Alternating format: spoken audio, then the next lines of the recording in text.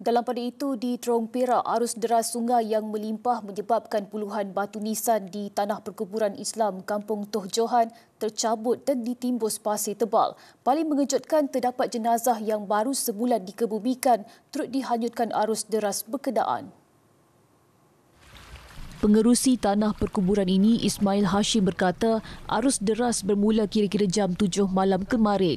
Keadaan itu dipercayai berpunca daripada hujan lebat selama lebih 12 jam. Ban sungai terletak berhampiran juga pecah yang memburukkan lagi keadaan.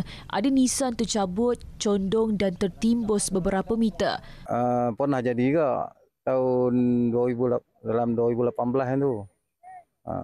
Masa tu bulan puasa. Tapi taklah teruk macam ni. Orang kata ada juga keranda tu terkeluar. Katanya insiden keranda dan jenazah dihanyutkan itu disedari penduduk selepas meninjau keadaan tanah perkuburan pagi semalam.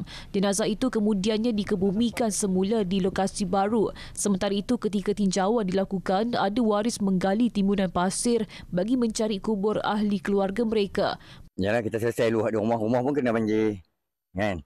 Jadi selesai luar rumah, lepas tu pagi tu datang sini tengok, Allah kata kan, kubur pun teruk memang. Kita pun dapat tahu kata pagak tumbang apa semua. Program gotong royong akan diadakan esok bagi membersihkan tanah perkuburan ini.